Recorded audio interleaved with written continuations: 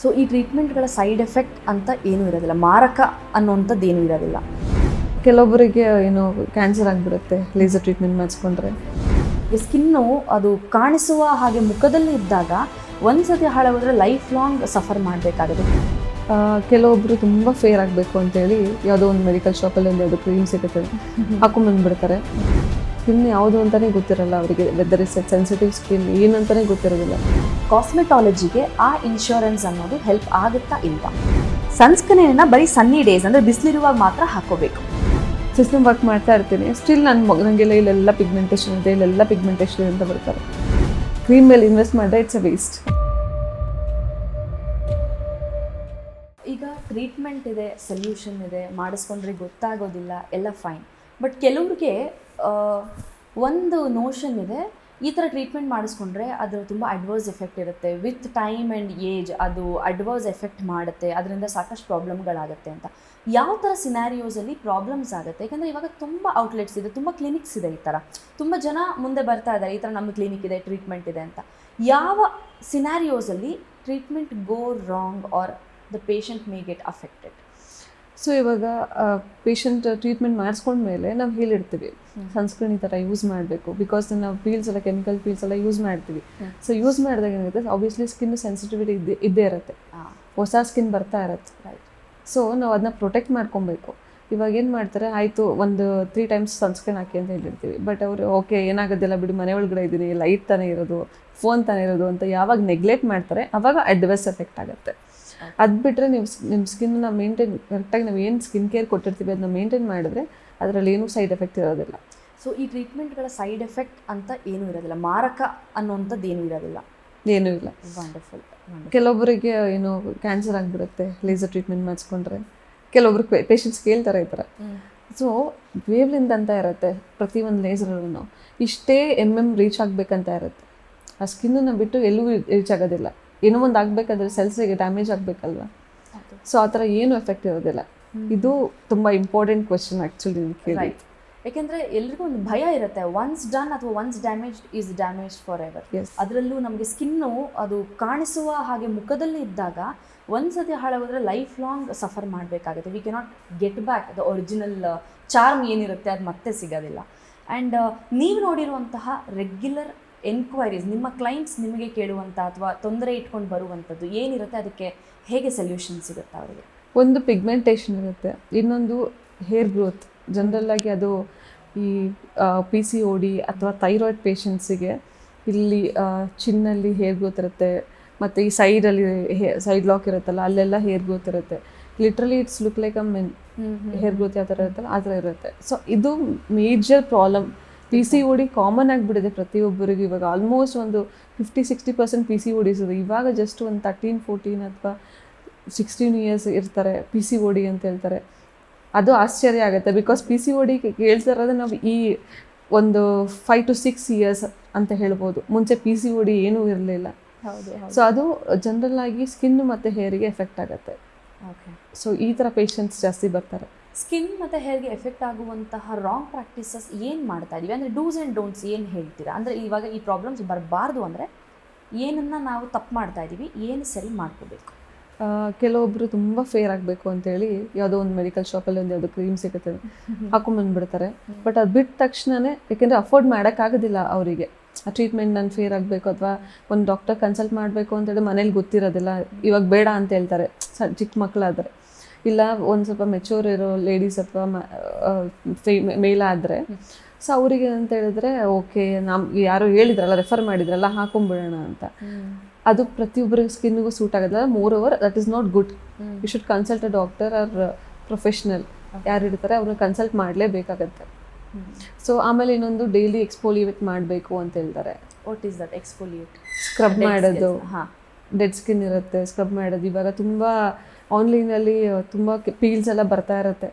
So ಏನು ಮಾಡ್ತಾರೆ, ಅವ್ರ ಸ್ಕಿನ್ ಯಾವುದು ಅಂತಲೇ ಗೊತ್ತಿರಲ್ಲ ಅವರಿಗೆ, ವೆದರ್ ಇಸ್ ಸೆನ್ಸಿಟಿವ್ ಸ್ಕಿನ್ ಏನಂತಲೇ ಗೊತ್ತಿರೋದಿಲ್ಲ. ಕೆಲವೊಂದು ಪೀಲ್ಸ್ ಇರುತ್ತೆ, ಡೈರೆಕ್ಟಾಗಿ ಅಪ್ಲೈ ಮಾಡ್ಕೊತಾರೆ, ಬರ್ನ್ ಆಗುತ್ತೆ ಸ್ಕಿನ್ನು. ಸೊ ಈ ಥರದ್ದೆಲ್ಲ ಏನೇನೋ ಅವರವರೇ ಪ್ರಾಕ್ಟೀಸ್ ಮಾಡ್ಕೊತಾ ಇದ್ದಾರೆ. ಹೌದು. So that is not recommended. ಕರೆಕ್ಟಾಗಿ ಯಾವ ಡಾಕ್ಟರ್ ಹತ್ರ ಹೋಗಿ ಅಥವಾ ಎಲ್ಲಿ ಪ್ರೊಫೆಷ್ನಲ್ ಇದ್ದಾರೋ ಅಲ್ಲಿಗೆ ಹೋಗಿ ನೀವು ಸಜೆಷನ್ ತೊಗೊಂಡ್ರೆ that is better. Okay.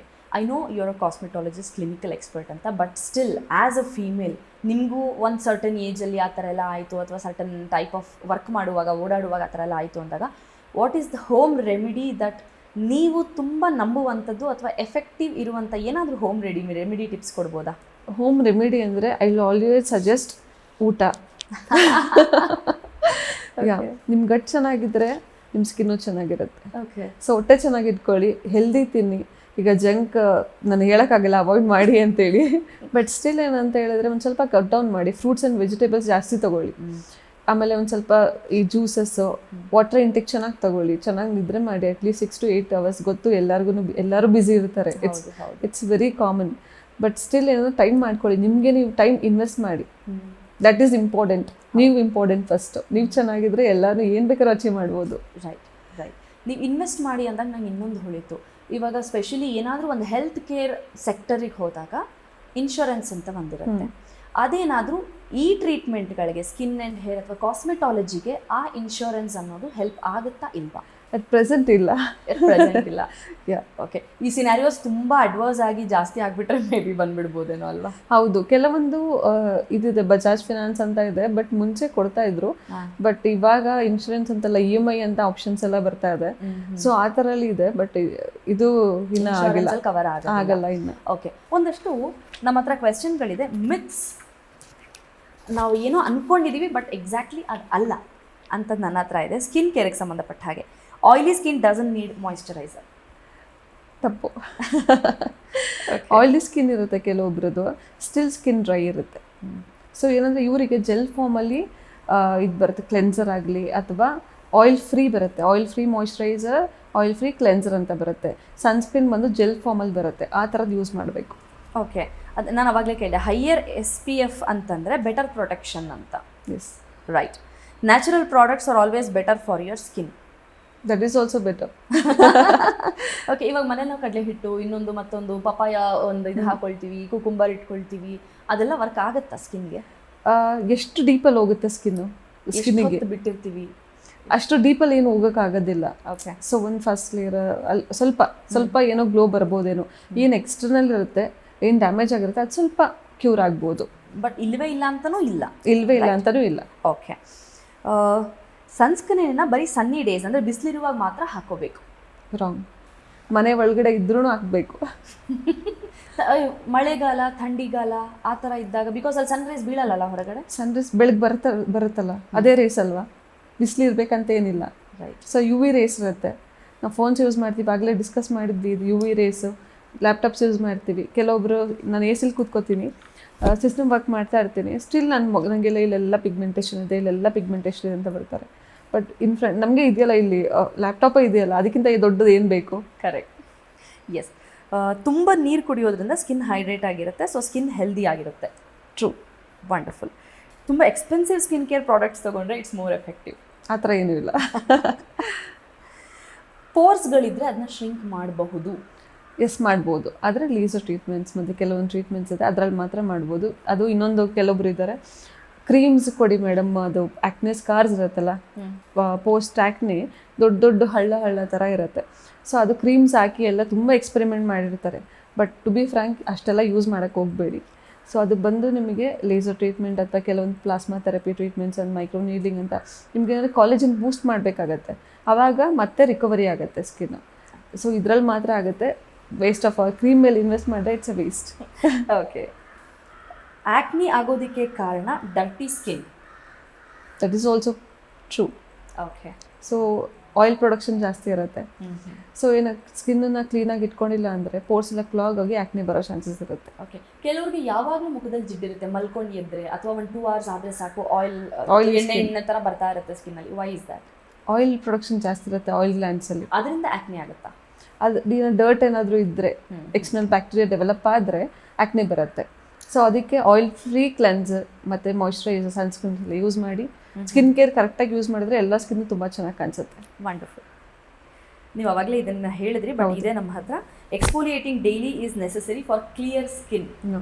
Not necessary. ದಿನ ಸ್ಕ್ರಬ್ ಮಾಡೋ ಅವಶ್ಯಕತೆ ಇಲ್ಲ, ಮಾಡಬಾರ್ದು.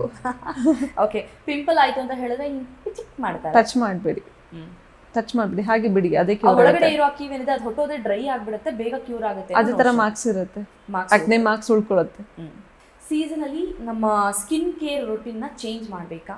ಹೌದು ಓಕೆ, ಹೌದು. ಯಾವ ಥರ? ಫಾರ್ ಎಕ್ಸಾಂಪಲ್ ಇವು ಸಮ್ಮರಲ್ಲಿ ತುಂಬ ಬಿಸಿಲಿರುತ್ತೆ, ಸೊ ಅವಾಗ ಏನು ಮಾಡಬೇಕು, ಹೈಯರ್ SPF ಯೂಸ್ ಮಾಡಬೇಕಾಗತ್ತೆ. ಸೊ ವಿಂಟರಲ್ಲಿ ಅಷ್ಟೊಂದು ಅವಶ್ಯಕತೆ, ವಿಂಟರಲ್ಲಿ ನಿಮ್ಗೆ ಏನಾಗುತ್ತೆ, ತುಂಬ ಡ್ರೈ ಆಗುತ್ತೆ ಸ್ಕಿನ್. ಸೊ ನೀವು ಏನು ಸಮ್ಮರಲ್ಲಿ ಯೂಸ್ ಮಾಡ್ತೀವಿ, ಸ್ವೆಟ್ ಆಗ್ತಾ ಇರ್ತಾರೆ ಸಮ್ಮರಲ್ಲಿ, ಅಷ್ಟೊಂದು ತುಂಬ ಇಂಟೆನ್ಸ್ ಮಾಯ್ಶ್ಚರೈಸರ್ ಬೇಕು ಅಂತ ಅನ್ಸಲ್ಲ. ಬಟ್ ಇದರಲ್ಲಿ ವಿಂಟ್ರಲ್ಲಿ ಅವಶ್ಯಕತೆ ಇರುತ್ತೆ. So according to season you have to change your skin care. So ಅದು ಸ್ಕಿನ್ ಕೇರ್ ಚೇಂಜ್ ಮಾಡಬೇಕಂದ್ರೆ ಅಗೇನ್ ಸ್ಕಿನ್ ಎಕ್ಸ್ಪರ್ಟ್ನ ಕನ್ಸಲ್ಟ್ ಮಾಡಿ ನಮ್ಮ ಸ್ಕಿನ್ ಟೈಪ್ಗೆಲ್ಲ ನೋಡಿ ತೊಗೊಳ್ಬೇಕು. Yes, wonderful. Skin damage skin ಡೀಪಲ್ಲಿ ಮಾತ್ರ ಆಗುತ್ತೆ ಅನ್ನುವಂಥದ್ದು, ಇನ್ನರ್ ಲೇಯರಲ್ಲಿ ಮಾತ್ರ ಡ್ಯಾಮೇಜ್ ಆಗಿ ಅದು ಹೊರಗಡೆ ಕಾಣುತ್ತೆ, ಮೇಲ್ಗಡೆನೂ ಆಗಿರುತ್ತೆ. ಓಕೆ. ಸೊ ಮೇಲ್ಗಡೆ ನೀವು ಏನು ಟ್ಯಾನ್ ನೋಡ್ತೀರಾ, ಅನ್ಈವನ್ ಟೆಕ್ಸ್ಚರ್ ನೋಡ್ತೀರಾ, that is also skin damage.